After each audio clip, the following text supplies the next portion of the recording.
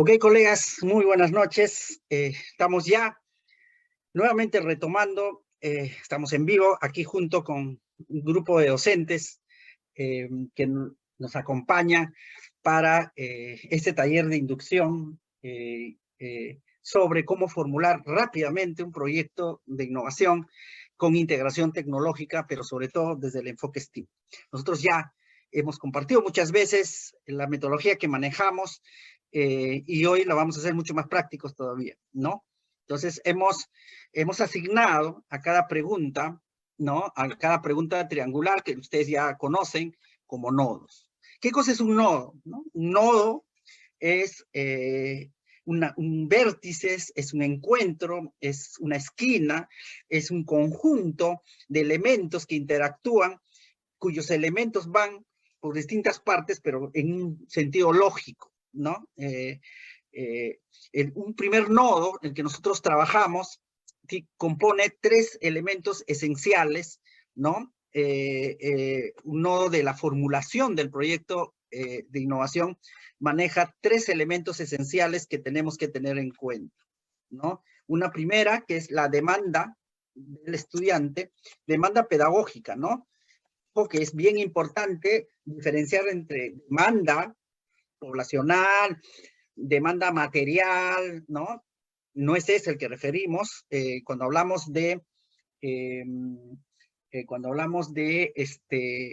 de enfoque por competencias, hablamos de demandas pedagógicas, ¿no? Cuando entendemos pedagogía como la capacidad que, digamos, es el fenómeno por el cual se interrelaciona, digamos, el docente, el estudiante, o el que enseña y el que aprende, ¿no? Afectivamente para generar nuevos fenómenos desde del desarrollo mismo de la competencia, desde los aprendizajes, ¿no?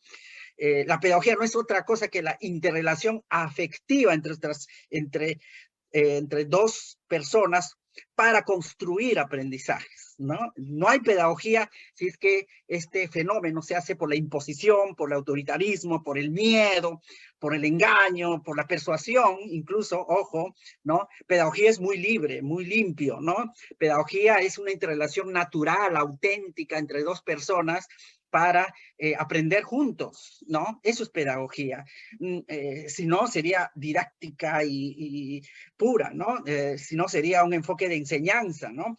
En pedagogía aprendemos todos, sobre todo el maestro, digo yo, ¿no? Entonces, un primer elemento de este nodo, ¿no? Es la demanda pedagógica, ¿no? Demanda pedagógica quiere decir esta luz, esta semilla, ¿no? Estos destellos que nos permiten identificar lo que el estudiante nos está diciendo explícita o implícitamente, ¿no? Un silencio es una luz a veces en pedagogía. Un silencio puede decirnos, profesor, quiero un abrazo, profesor, ayúdame a vencer el miedo, profesor, quiero, por favor, ser escuchados, ¿no? O a veces una actitud beligerante también es una demanda pedagógica, una actitud beligerante que se está diciendo implícitamente, profesor, quiero aprender a convivir, a manejar mis emociones. Cuando somos docentes tenemos esa lectura, ¿no? Tenemos una lectura pedagógica de la situación.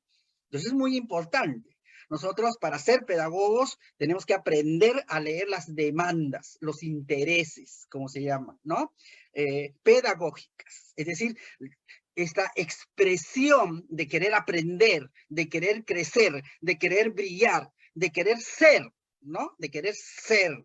Y ese querer ser es básicamente lo que tenemos como elemento, como insumo, como camino para enseñar, para inspirar, para acompañar, para formular nuestro proyecto de innovación. Es decir, el primer nodo que tiene que ver con el qué competencia no es escoger las competencias, ¿verdad? No es sortear las competencias, no es ponerse de acuerdo entre nosotros las competencias, entre los docentes, sino básicamente es determinar esa competencia en función a esa demanda pedagógica. Pero hay un paso intermedio, ¿no? Cuando decimos demanda pedagógica, esto nos permite identificar la necesidad pedagógica. Tampoco estoy hablando de necesidades necesidades materiales, ¿no? Necesidades que tienen que ver con la carencia, no. Es ya la interpretación y la comprensión que el docente hace, que el innovador hace a partir de la demanda, ¿no?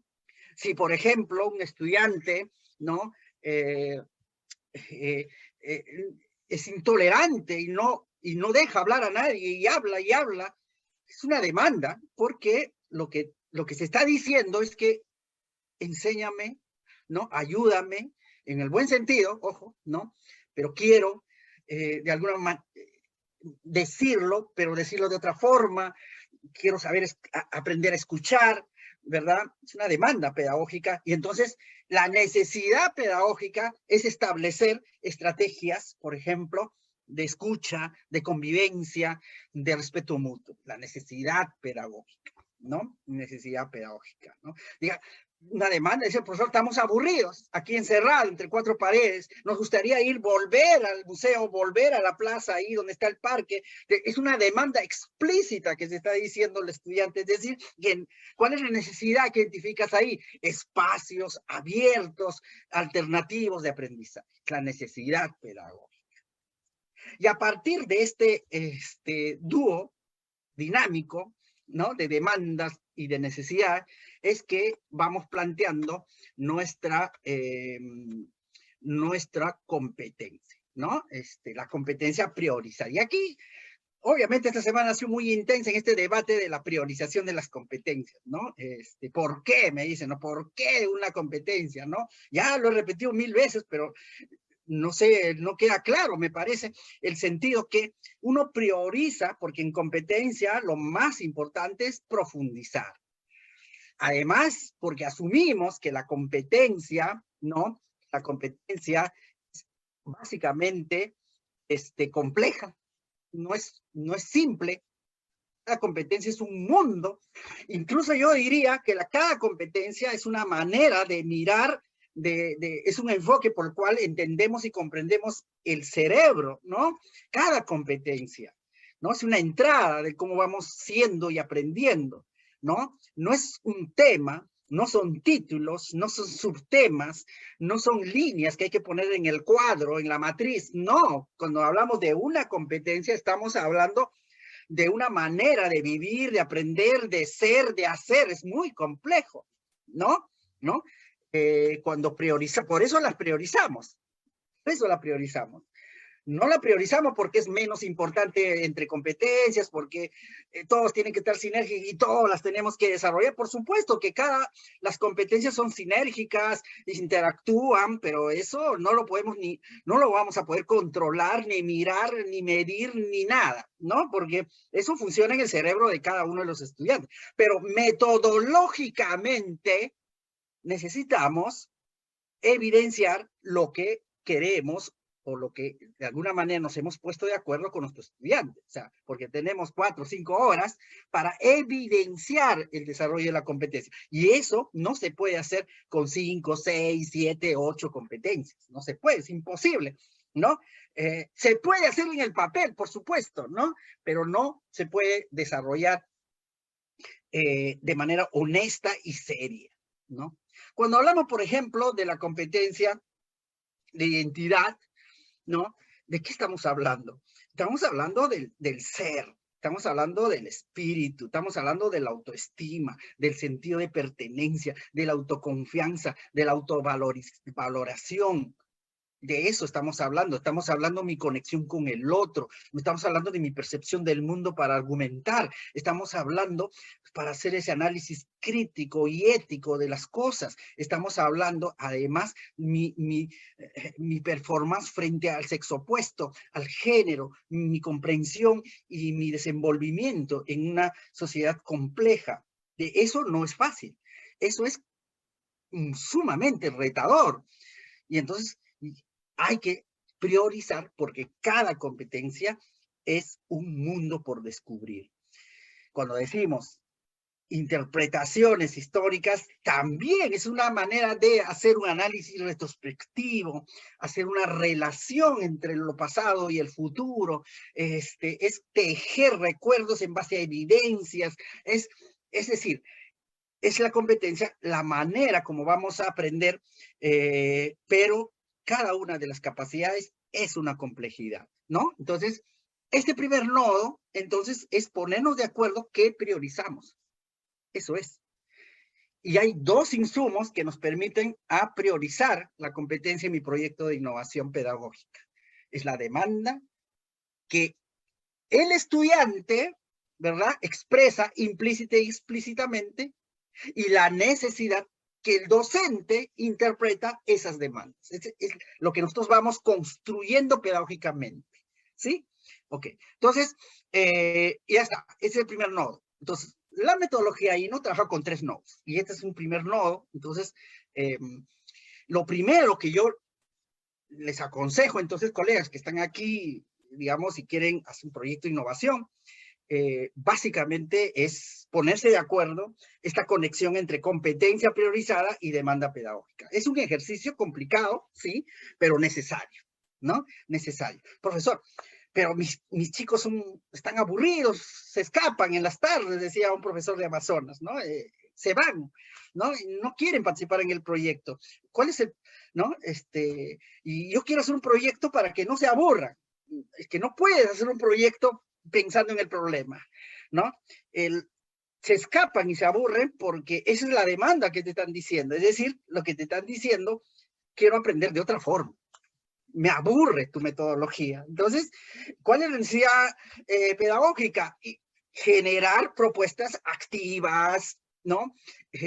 Creativas, lúdicas, para conectar con el estudiante. Es la necesidad. Y entonces, ¿cuál es la competencia que voy a desarrollar en función a eso? Bueno, puede ser indaga, por ejemplo, porque a los chicos les gusta. Puede ser, ¿no? Todo lo que tiene que ver con la corporeidad, por ejemplo, los chicos juegan, ¿no? Se mueven, etcétera. O puede ser conectando a su autoestima, identidad, o hay que desafiarlos, emprendimiento, ¿no? O tal vez les interesa temas alucinantes como es la ciencia, las hojas, los animales, la astronomía, entonces explica el mundo físico, o tal vez es su espiritualidad, necesita de alguna manera un momento de calma, ¿no? Qué sé yo. Entonces, la competencia se define de esa manera, ¿no? La competencia no viene como un meteorito, y ahí hemos visto muchos proyectos hoy día en la tarde, que la competencia aterrizaba como un meteorito, ¿no? Cuando dice, muy bien planteada la competencia, pero dice, ¿pero por qué plantea esa competencia?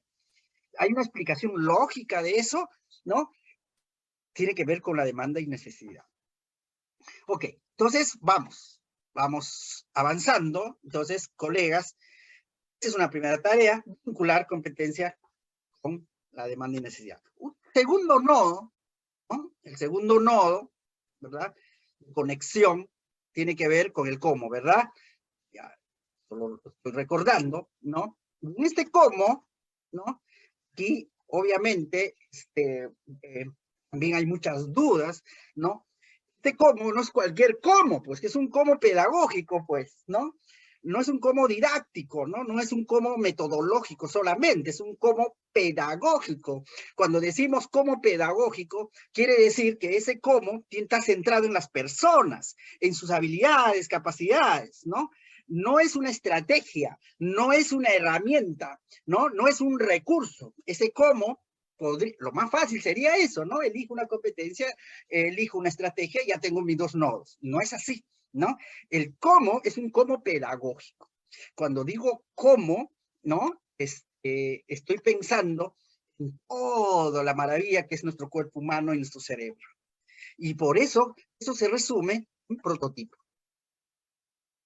Porque el prototipo es un desafío muy sintético de todo lo que yo puedo hacer, ¿no? Un prototipo tiene que ver con la teoría, tiene que ver con lo práctico, tiene que ver con lo que yo puedo ver afuera, ver dentro de mí, poner a prueba mis potencialidades, poner a prueba la potencialidad de otros, ¿no?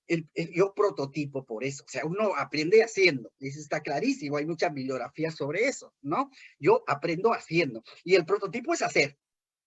No es solo pensar, no es solo escribir, no es solo jugar, no es solo copiar, no es solo bailar, no es solo actuar. El prototipo te exige bailar y hacer, actuar y hacer, ¿no? Ahí está la diferencia, ¿no? Ahí está la diferencia, ¿no? Entonces, vamos a llegar al otro lado del lago. ¿Cómo? Caminando. No, mejor, ¿no será mejor un barco? Ah, sí, ¿no? Ya, un barco. Ya, ok, ya. Pero este barco no tiene combustible, ¿verdad? Entonces, mejor no será un bote a remo. Ok, muy bien, un bote a remo. Es decir, cuando decimos cómo, ¿no? En términos muy sustantivos, pues decir, caminando, cruzando el puente, yendo, pues, ¿no? Eso hacemos cuando decimos, con una estrategia, con una herramienta, ¿no? Tan subjetivo las respuestas, ¿verdad? Y entonces, muy importante que este cómo es un cómo pedagógico. Es decir, es un cómo que tiene que ver con el hacer, ¿ya? Dice, profesor, no entiendo hasta ahora, he visto sus talleres muchas veces y no sé lo que es un prototipo. Bueno, combina pensar con hacer. Es lo más fácil, ¿ya? A ver, mi proyecto tiene que ver con aula invertida. Ya, muy bien. ¿Qué hacen los chicos? Primero, ¿qué piensan los chicos? ¿Qué construyen su pensamiento? Bueno, ellos mismos de manera autónoma, ¿no? Resuelven sus problemas en casa y lo que tienen en duda vienen a la clase, el aula invertida, ¿no? Ok, ¿y qué hacen ellos? Aparte de resolver los problemas muy abstractos, ¿no? ¿Qué hacen? Nada, traen el problema, entonces no es un prototipo, ¿no? Tienen que hacer algo. ¿Cómo hacer, profesor? Que todo es virtual. Tienen que utilizar las manos. El aprendizaje es muy corporal, ¿no? El aprendizaje está muy conectado con todo el cuerpo, con nuestros gustos, con nuestros ojos, con nuestro aroma, nuestra memoria olfativa, con nuestro oído, con nuestros movimientos. El aprendizaje es de esa manera. El aprendizaje no es solo resolver con la mente un problema, no es solamente escribir. Ahí está la diferencia de un prototipo a recurso, estrategia, metodología. Mucho cuidado con este nodo. Nuevamente hemos revisado los prototipos. Si el prototipo mejoras tu clase, ¿no? ¿Para qué pierden tiempo si si van a hacer más de lo mismo? No tiene mucho sentido. Ok. ¿No? Entonces, ok. Bien importante, colegas, que este segundo nodo es el vínculo entre el pensamiento y la construcción práctica, entre el objetivo, ¿verdad? Y lo subjetivo, el objeto y ¿no? Y el sujeto, ¿no? Entre lo concreto, ¿verdad? Entre lo abstracto y lo concreto, ¿no? Eso es bien importante. Solo así aprendemos, creo, de manera profunda. Podemos aprender sentados también, ¿no? Sí, podemos aprender sentados, escuchando solamente, sí. Pero quien está mirando la pantalla, solo escuchando, a las 10:45 ya no se va a recordar lo que ha escuchado. Bien raro, bien raro. Ya está en otra ya. Pero quien ha escuchado y está dibujando, está apuntando, está anotando, ya en la mano piensa. Hay neuronas en la mano, ¿no? En el estómago. Hay que leer. Los últimos enfoques neuropedagógicos son alucinantes sobre el cuerpo humano. Aprendemos moviéndonos, tocando, utilizando las manos. Por eso es prototipo. Por eso nosotros apelamos de innovaciones que hagan prototipos. Si no hay prototipo, desde mi punto de vista, no es una innovación. Es una clase más. Es algo dinámico, bonito, folclórico, pero el cerebro sigue igual. O sea, no hemos desafiado a nuestro cerebro, ¿ok? Todo puede concretizarse. El aprendizaje es concreto, como dicen los autores. Entonces tenemos aquí un segundo nodo y ya también hemos conversado sobre eso, ¿verdad? Hemos conversado sobre eso, que es el enfoque STEAM, que en realidad es muy sencillo, ¿no? O sea, cuando uno dice, habla STEAM, ¿en qué diplomado tengo que ir? ¿En qué? Hay diplomados, hay capacitaciones sobre STEAM, pero bueno, en realidad dan mucha vuelta a lo mismo, ¿no? Hay que ser más sencillo, ¿no? STEAM, como ustedes saben, pues es una síntesis de siglas de 5 ciencias básicas, elementales, y lo que hay que hacer, si queremos desde el enfoque STEAM, es movilizar esas ciencias en mi prototipo. Así de simple es el STEAM. Ya puedes utilizar cualquier metodología, ABP, ABS, casuísticas, puedes utilizar el Design Thinking, el Scrum, lo que sea, pero la idea es que estas 5 ciencias básicas se movilizan desde el desafío construyendo el prototipo. Ese es el enfoque STEAM. No más que me diga alguien experto en STEAM, es más que eso. No hay mucha teoría sobre el STEAM, ¿no? Hay teoría básica, pues que en realidad no es una ciencia ni nada por el estilo, es un enfoque, es la manera como enfocamos una metodología de enseñanza. Entonces, aquí tenemos el STEAM.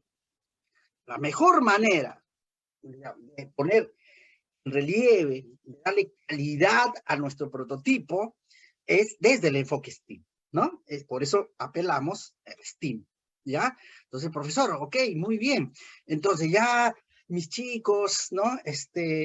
Entre ellos pelean mucho y bueno, hay una necesidad de convivencia, esa es mi capacidad, mi competencia, ¿no? La convive. Ah, qué bueno, ¿no? Entonces quiero hacer un prototipo que tiene que ver con marchas y sensibilizaciones para no bullying, no violencia. Ya, pero ¿dónde está lo concreto? Pero profesor, las marchas son concretas, ahí están caminando, ¿no? Se lo puedes ver, lo puedes tocar, ¿no? Pero, ¿no? Y entonces uno confunde, ¿no? Más concreto todavía, ¿no? Más concreto todavía, ¿no? Más concreto. ¿Dónde está la concreción de tu obra de teatro, por ejemplo? ¿Dónde está la concreción de tu orquesta de música? ¿Dónde está la concreción de tu indagación en el parque? Tiene que concretarse en algo. No te olvides que eres pedagogo. No eres un cuidador, o sea, para que la gente se divierta, hagan espontáneamente las cosas en el parque, en el museo. No, hay toda una metodología. Es intencional, la pedagogía es intencional, relacional e intencional. Entonces hay un propósito, ¿no? Eso ya lo sabemos, ¿no? Desde el primer ciclo, ¿no? Entonces, muy importante de lo que se haga, ¿no? Tiene que concretarse, tiene que haber concreción. La ciencia es concreta, desde la realidad, el análisis de la realidad, ¿no? Y no quisiera ser un poco positivista o pragmático, pero desde la pedagogía, si queremos visibilizar el desarrollo de la competencia, tiene que haber concreción, observación, tiene que ser tangible. Porque además, la experiencia, el prototipo tiene que ser observado, no solo por ti, sino por varias personas colegiadas en este sentido, porque hay un asunto delicado cuando valoramos el prototipo. Valorar el prototipo es valorar el desarrollo de la competencia, y ahí tenemos que tener muchísimo cuidado, ¿no? Ok. Entonces, el STEAM, ustedes saben, es un enfoque a hacer nuestro prototipo más potente, más poderoso. Es como una vitamina del prototipo, ¿no? Así de simple, ¿no? Tenemos la ciencia, ¿no? Y aquí elemental, por favor, la tecnología, ¿no? Ok, el arte, la ingeniería, son iniciales en inglés de lo mismo, ¿no? El arte, la matemática. Ojo que hay muchos STEAMs, ¿eh?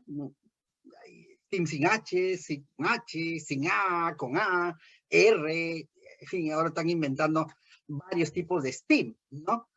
Pero, desde mi punto de vista, para la pedagogía, lo más contundente, demostrable, con evidencias y, ojo, estudios incluso, ¿no? Es el STEAM-H.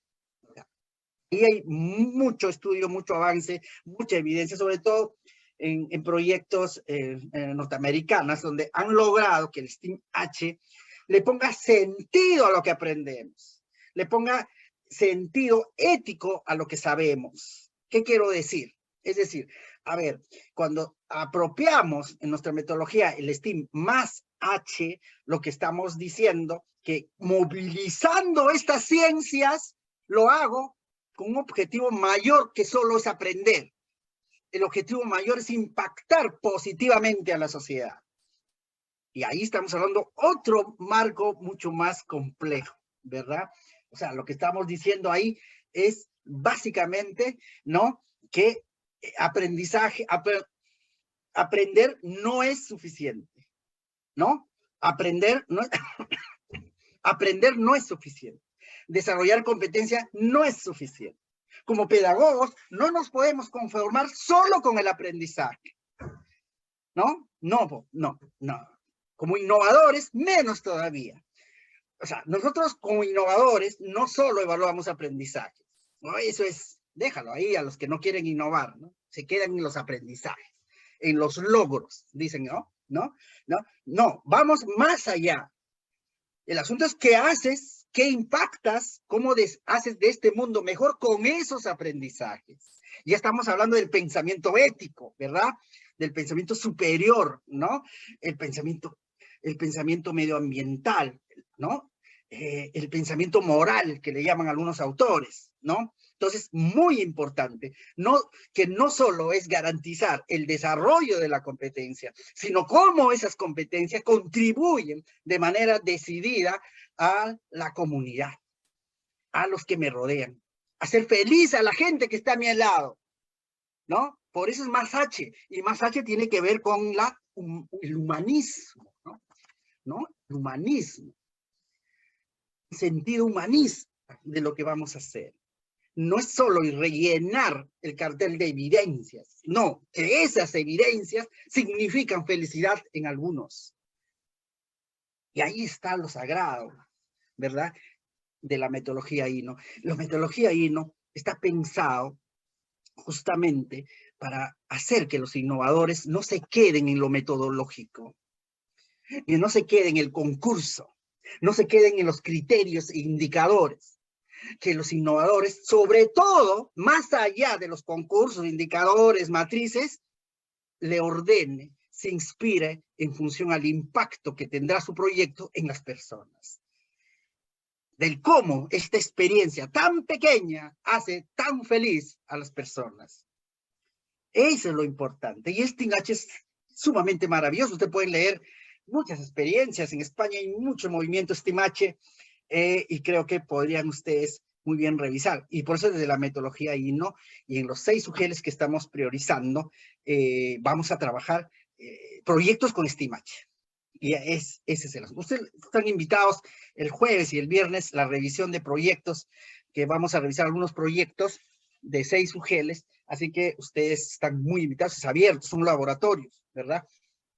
Y el trabajo de los mentores es sumamente importante porque empiezan a deliberar con el docente para dar vuelta justamente a eso. Eso no es un prototipo.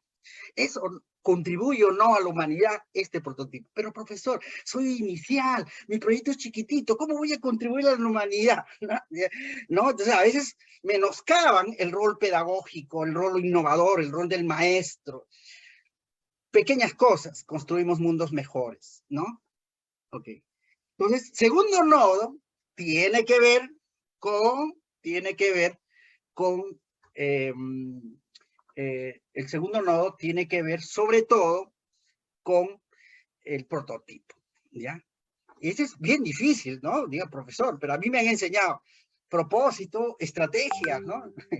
No, así no es. Competencia priorizada desde la demanda y necesidad, prototipo para vincular pensamiento y acción, ¿verdad? Eso es, ¿ya? Listo. El tercer nodo, hoy día estamos hablando de los nodos, ¿no? Para entender un poco, porque de eso se trata en la metodología INO, que vamos a publicar el 30, habla de los nodos, de los 3 nodos, ¿no? El tercer nodo, que ustedes lo saben también, ¿no? Les lo recuerdo, tiene que ver con el porqué, ¿no? Tiene que ver con el porqué.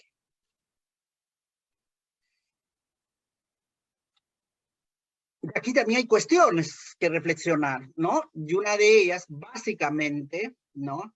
Y una de ellas, básicamente, es el cómo en nuestro proceso de formulación,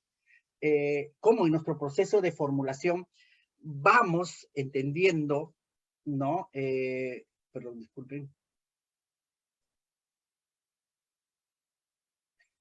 Que en nuestro proceso de formulación vamos entendiendo que pedagogía no es llenar el vaso vacío, no es solamente solucionar problemas, sino sobre todo tener como elemento desencadenante el potencial y la oportunidad de aprendizaje, ¿no? Ambas cosas son importantes. También es importante el problema, pero cuando hablamos de problema, aquí hay algo que siempre vamos recordando, ¿verdad? Los que hemos participado en los talleres. Cuando hablamos de problema a resolver en la experiencia, la innovación, porque tiene que haber un problema, ¿verdad? Tiene que identificarse un problema, ¿no? Estamos hablando de un problema que no es un problema endógeno de los estudiantes, es decir, que no es un proyecto que ayude al estudiante, es un proyecto que desafía al estudiante. La innovación no te ayuda a resolver problemas personales, deberían ayudar a solucionar problemas exógenos, comunitarios, externos. ¿Por qué? Porque el proyecto de innovación no es una medicina, ¿no? No es algo que tiene que arreglar. El proyecto de innovación es potenciar lo bueno que tenemos todos, sin excepción, para crear, para hacer, ¿no? Entonces, cuando hablamos de problema, no estamos hablando el problema del estudiante, ¿no? Usted ya lo sabe. Estamos hablando del problema social, ¿no? Del problema de contexto, de ese problema que no le permite al estudiante ser lo que quiere ser, ¿no? Que le impide demostrar sus capacidades y sus potencialidades, porque las tienen. Ese es el tipo de problema que tenemos que abordar, la raíz, las causas esenciales. Esos problemas que decimos nosotros de los estudiantes son consecuencias de problemas mayores, ¿no? Por ejemplo, ¿no? Un problema, si dice, ok, mis estudiantes no leen, ¿no? No tienen hábito de lectura, no quieren agarrar el libro. Ese es un problema, profesor. Y yo quiero hacer mi proyecto para generar hábito de lectura en mis estudiantes, ¿no? Ya ahí, esa formulación es un desastre. Esa formulación ya está hecho para perder, ¿no? O sea, digamos, primero porque, digamos, estamos cargando al estudiante como un ser pasivo, lleno de problemas para que mi metodología o innovación resuelva ese problema. Entonces, no, así no se formulan los proyectos, ¿no? Podrías formularlo, por supuesto, pero de alguna otra manera el estudiante no se va a sentir parte ni inspirado por la experiencia, porque el proyecto es una experiencia, ¿no? Pero si tú dices, ok, planteate otra pregunta. Mis estudiantes no leen, no tienen hábito de lectura y la pregunta mágica. ¿Por qué? Ahí está la pregunta. ¿Pero por qué sucede eso? ¿No? ¿Por qué sucede eso? La demanda es esa, ¿no? No leen, no quieren leer, es una demanda, por supuesto.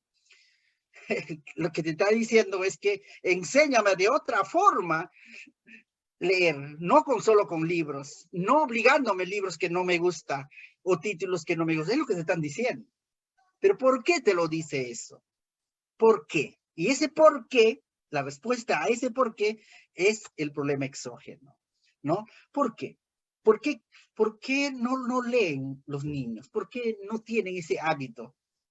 A ver, ¿por qué? Pues, ¿porque no hay libro en casa? No, no hay libro en casa. Y entonces, ¿los papás leen? No, porque los papás no leen. Ya, pues entonces, ¿ustedes tienen una campaña intensa de lectura? No. ¿Cuántos libros usted, profesor, ha leído? ¿Ah? Dime, ¿cuántas novelas ha leído? ¿Cuál es el promedio de novelas semanales que lee?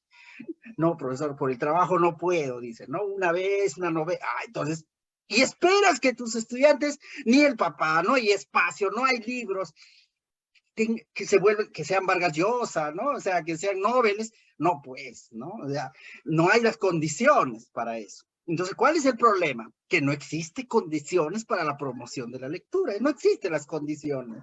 De eso se trata. Ese es el problema que queremos resolver. No que estén aburridos. Eso es consecuencia de que no existe espacios creativos, lúdicos para leer. ¿Se dan cuenta? Entonces, el problema no es un problema del estudiante. Y por eso llamamos problema exógeno, ¿no? Por eso llamamos problemas, ¿no? Que rodean, ¿no? Problemas sociales, contextuales, ¿no? Que están vinculados, por supuesto, que eso no quiere decir que no voy a diagnosticar cualitativamente, no voy a ver las grandes desafíos, por supuesto que hay que mirarlo. Me estoy refiriendo a la formulación del proyecto, que es un poco el taller de hoy. Cuando quiero formular el proyecto, necesito mirar las causas que originan lo que tú, según tú, has identificado como falencia en los estudiantes. ¿Ok? Entonces, problema exógeno. Pero ese problema exógeno, acá hay una primera conexión, ¿no? Hay una conexión que a veces se falla. El día sábado, que he revisado varios proyectos, justo aquí hubo muchos errores. Entonces, ahí, colegas, lo que hay que, para mentores, sobre todo que están en la sala, por favor, ¿no? Cuando terminamos de plantear los 3 nodos, hay que hacer las conexiones, porque el nodo no es una isla, el nodo está conectado, ¿no? Cuando ustedes abren una tarjeta madre de una computadora o abren su celular, hay un conjunto de circuitos y hay un nodo ahí. Y ese nodo conecta a distintos, no hay un nodo aislado, ¿no? El nodo, al contrario, el nodo fluye energía, fluye elementos para que los demás se van movilizando, ¿no? ¿Se dan cuenta? Entonces, cuando terminamos por plantear los nodos, hay que conectarlas. Si no las conectamos, de nuevo, estamos haciendo un proyecto sumamente aislado y sin impacto. Entonces, vamos a hacer la primera conexión, ¿ya? La primera conexión. Entonces, la primera conexión es conectar el prototipo con el problema exógeno. Ahí vamos a ponerle más. Ahí está. Tiene que estar conectado, ¿no? A ver, vamos a un ejemplo, ¿ya? Profesor, ya, ok. Por la pandemia, pues los chicos están muy deprimidos, están, ¿no? Están muy tristes y la verdad ellos lo que quieren es que lo escuchen, ¿no? Y entonces están con la autoestima baja, qué sé yo, ¿no? Eso se divide a ¿por qué? ¿No? La pregunta, ¿no? ¿Por qué? ¿Por qué están con la autoestima baja? ¿No? Porque los papás no hablan con ellos, ¿no? Los papás, difícil, dice, ¿no? Una profesora me decía, los papás no hablan sobre las depresiones y tristezas con sus hijos. Los papás a veces somos muy jefes, ¿no? Muy militares, queremos ordenar las cosas, que avancen, ¿no? Y a veces no toleramos los vacíos o entre el no hacer nada, ¿no? Tal vez estar relajado, no toleramos a veces, y entonces estamos presionando continuamente, y a veces presionamos de tal manera que los chicos están activos haciendo y no tienen tiempo de parar un poco y reflexionar, calmarse, pensar. ¿Se dan cuenta? A veces bien importante como padres aprender eso, ¿no? En qué momento acompañar los silencios, las calmas, un poco hacer metacognición también, ¿no? Y entonces el profesor me decía, profesor, no, acá los padres están chambeando en el café, después están chambeando en el otro, y los chicos lo saben, y si lo ven no haciendo nada, ¿qué haces? ¿No? Entonces, la conversación más va por las tareas, si ya cumplió, no cumplió, qué es lo que quieres, no, qué no quieres, ¿no? Y no tanto en este sentido de escucha. Los padres hacen lo que pueden, por supuesto, pero que tampoco nos han enseñado cómo escuchar a los hijos. Escuchar de verdad, me hablo, ¿no? Escuchar más allá, de manera empática, constructiva, a eso me refiero, ¿no? Porque eso tiene que ver mucho con la autoestima también de nuestros hijos, ¿no? Lo que hagamos impacta mucho en la autoestima de nuestros hijos. Y entonces el profesor dice, a partir de eso, profesor, he priorizado la competencia, ¿no? Identidad. Porque lo que quiero es que mis estudiantes se valoren en sí mismos, ¿no? Y a veces siento que no se valoran, ¿no? Siento que hay siempre, ¿qué dirá mi papá? ¿Qué dirá mi hermano? Y como que se creen ellos un poco inferiores, ¿no? Y a veces reaccionan de tal manera como para, esta baja autoestima también se expresa con frustraciones, violencia también, ¿no? Entonces, y por eso he priorizado identidad, ¿ok? Y entonces el prototipo que voy a plantear, y que usted, profesor, me ha dicho que tiene que ser concreto, yo había planteado que sea un yoga, ¿no? Entonces, el yoga, de alguna manera, ayuda, la introspección, la música, la biodanza y todo eso, ¿no? Pero no sé cómo hacerlo concreto, ¿no? Entonces le decía, ok, ¿qué vas a hacer exactamente como estrategia? Y el profesor decía, ok, vamos a manejar los cuerpos, los movimientos, el sonido, los espacios naturales para que el estudiante empiece primero a descubrirse, a mirar sus sensaciones, ¿no? Y luego de manera con confianza, en calma, contar hasta lo que él quiera, sus tristezas, sus preocupaciones, ¿no? Es como un retiro, digamos, ¿no? Allá. Y luego de eso, digamos, lo que queremos es que el estudiante ya pues se sienta mejor, qué sé yo. ¿Y el problema cuál es? El problema es que tiene una baja autoestima. No, ese no es el problema. Porque si estarías así, ¿verdad? ¿No? Estaríamos así. Estaríamos conectando el nodo como con la demanda. No, el nodo tiene que conectarse con un problema. Porque como me estás contando la experiencia, el estudiante no crea nada, no hace nada. Hace espiritualmente muchas cosas, por supuesto, muy valiosas, pero tiene que salir más, tiene que utilizar todo el cuerpo, ¿no? Pero profesor, dice, no, o sea, la idea es que ellos se calmen, dice. Mira, le digo, ¿y no sería mejor que ellos ellos que crean un producto reflexivo para la familia? Que elijan la música, que analicen el cuerpo y todo eso, que te lo preparen, o sea, porque de hecho lo van a comprender, lo van a interiorizar si es que lo van haciendo también. O sea, para que no sean sujetos pasivos, ¿verdad? Objetos de tu estrategia, sino sujetos pensantes, ¿no? De tal manera que cada uno va a proponer su sesión de yoga y de biodanza. Ellos propios, ellos mismos, pero tienen que investigar el sonido, investigar el color, investigar la luz, investigar la música, la relación con el cuerpo. Tienen que investigar. Tienen que haber maquetas, tienen que haber muñecos, tienen que haber protocolos, tienen que haber tiempos. Todo eso, ¿para qué? Para que luego lo replique en la familia. ¿Por qué en la familia? Porque el problema no es que tengan una baja autoestima, el problema es que en la familia no se establece espacios de escucha, de acompañamiento. Ese es el problema exógeno. Ahora sí se conecta. Ah, ahora sí. ¿Ya? Recapitulemos. Tú has identificado mucha tristeza, mucha depresión, y entonces la necesidad en ti es generar espacios de escucha, de confianza, y para eso has priorizado la competencia identidad, ¿verdad? Y para ello, tú has establecido un espacio de calma, de escucha a través del yoga y la biodanza, pero que además esa experiencia permite al estudiante generar sus propias estrategias para ser implementado en la familia, porque en la familia no existen estos espacios de escucha y reflexión. Ahora sí está conectado el nodo 2 con el nodo 3. ¿Ok? Vamos a hacer la segunda conexión, ¿ya? La segunda conexión. Entonces, la segunda conexión tiene que ver entre problema y demanda, ¿no? Es decir, ¿cómo? Es muy sencillo esta conexión, porque la pregunta es, si resolvemos este problema, ¿atenderemos la demanda? Esa sería la pregunta, ¿no? De consistencia. Lo que estamos haciendo es analizar la consistencia, ¿no? Ok, entonces decimos, si generamos espacios de escucha, que es lo que hemos hecho, ¿no?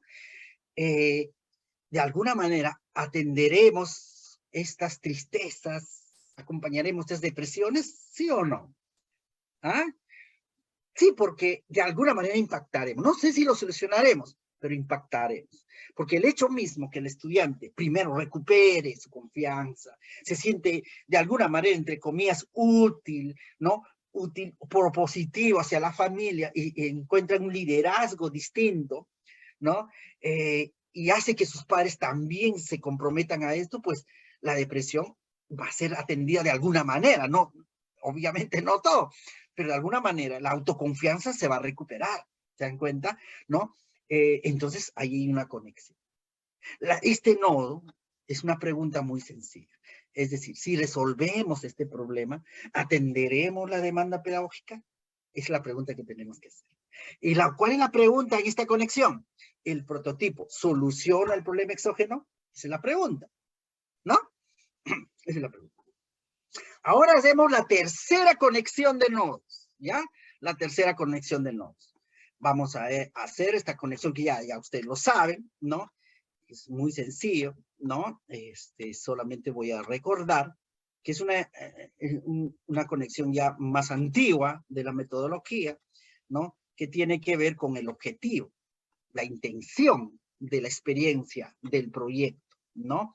Entonces, esta conexión, ¿verdad? Este cortocircuito, digamos, ¿no? Esta chispa, no cortocircuito, disculpen, pero esta chispa para que genere, ahí sí el nodo genera otro subnodo, ¿no? Digamos, por decirlo de una forma, ¿no? Entonces vamos a, aquí, hacer esta conexión, ¿no? Y esta conexión tiene que ver con el objetivo del proyecto. El objetivo del proyecto, ¿no? Que también, ojo, también tiene conexión con, ¿verdad? ¿Ok? Con esto de acá. Puede ser, ¿no? Pero no nos vamos a complicar hoy día. Pero la vamos a plantear. Sí, muy bien. ¿Cómo es esa conexión entre el qué y el cómo, profesor? Es decir, ¿qué cosa me ayuda a mí conectar estos dos? Básicamente me ayuda a conectar la intencionalidad de mi formulación. Estamos construyendo la intencionalidad, ¿no? Eh, eh, en el ejemplo que estamos trabajando, la competencia es identidad, ¿verdad? Y el prototipo es yoga, biodanza para tratar la depresión, por decirlo de una forma, un título, ¿verdad? Y entonces aquí básicamente se interconecta para plantear la intencionalidad. Porque la intencionalidad es tener claridad sobre lo que tú quieres desarrollar relacionado al cómo lo vas a desarrollar. Esa es la intencionalidad, ¿no? Entonces, justamente, lo que vamos sumando, ¿no? Es el qué, ¿no? Esto solo recordar, ustedes ya lo saben, ¿no? Y el cómo, ¿no? Digamos, pues uno puede aquí hacer la narrativa que quiera, no puede empezar con el cómo, con el qué, o puede al final, acá hay muchos ejemplos que podemos dar. O sea, fortalecer la autoestima de los estudiantes a través de espacios vivenciales, ¿no? Con yoga y biodanza, o puede decir, ¿no? ¿No? Generar espacios de yoga, biodanza para promover la capacidad de escucha. No necesariamente tiene que ser literal, ¿verdad? Pero la conexión de esos dos nos ayuda a tener el objetivo, ¿ok? Yo creo que este es el 90% del proyecto. Todo lo demás ya es un proceso creativo. Nos olvidamos de una cosa que es la oportunidad, ¿no? La oportunidad pedagógica, ¿no? Que no necesariamente a veces tenemos problemas exógenos, ¿verdad?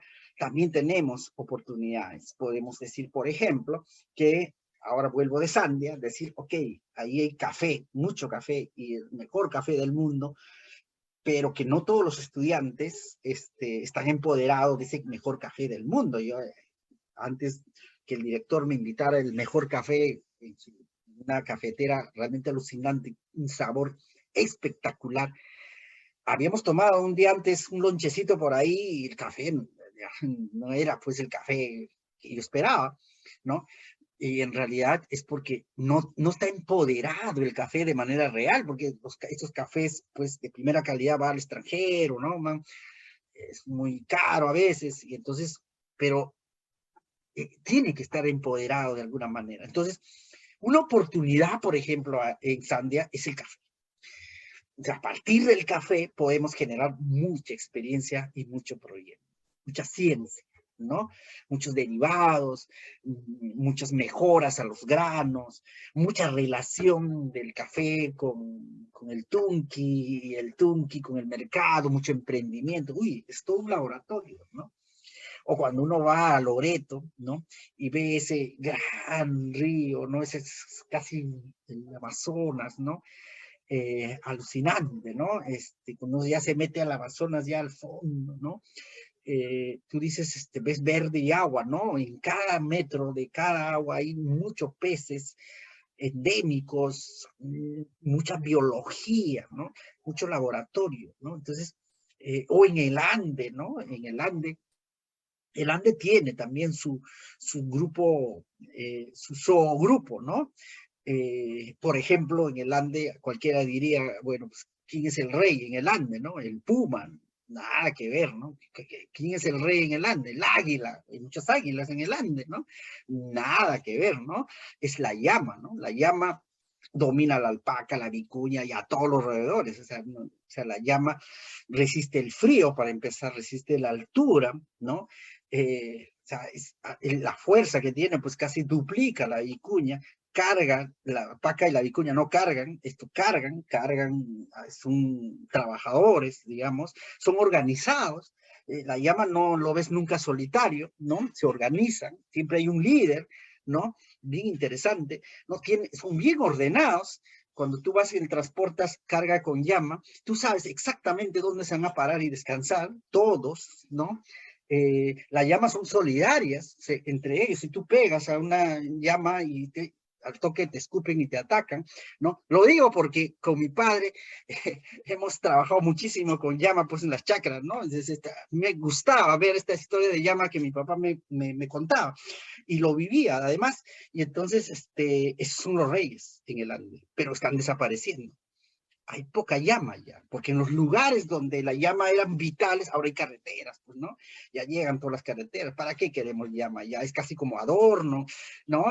O en los patios de las mansiones en California, he visto llamas, ¿no? Pero la llama en sí es el rey del Ande, en todos sus términos, ¿no? En todos sus términos, ¿no? Pero estudiar la llama es todo un mundo, ¿no? Y su relación con el ave, ¿no? Es bien interesante la relación de la sequía con la llama, la helada con la llama, el chuno con la llama, es alucinante. Los invito a ustedes, docentes rurales del Ande, a seguir escarbando por ahí. Y ni qué decir el zorro, ¿no? Los más habilidosos en el Ande. En la costa, todo el mundo de las iguanas, lagartijas, ¿no? Laboratorios, ¿no? Laboratorios de los cactus, ¿no? De estas plantas que son estacionarias, ¿no? Como amancayes, como las flores verdes, amarillas que hay en Pachacamac, en el Rímac, ¿no? En toda la gastronomía de lagartijas que hay en el norte, ¿no? Los peces, los mares, ¿no? Alucinante. El Perú es un laboratorio pedagógico, así que hay mucha oportunidad. No necesariamente tenemos que pensar en problemas, hay mucha oportunidad por desarrollar ahí, ¿no? Hay mucho potencial por desarrollar, ¿no? En cualquier lugar. Mientras haya sol, haya agua, hay maravillas, ¿no? Las abejas urbanas, esto es bien interesante, ¿no? Hay proyectos de abejas urbanas, ¿no? Sobre todo toda la parte del cono oeste de Lima, ¿no? En las ciudades que tienen cono, ¿no? Donde prácticamente están desapareciendo las abejas y el impacto en la humanidad que esto va a significar. O sea, también hay una oportunidad en eso. Ok, colegas, entonces, el taller de inducción básicamente era explicar estas conexiones, muy fácil. Yo los invito a desarrollar, por favor, sus proyectos.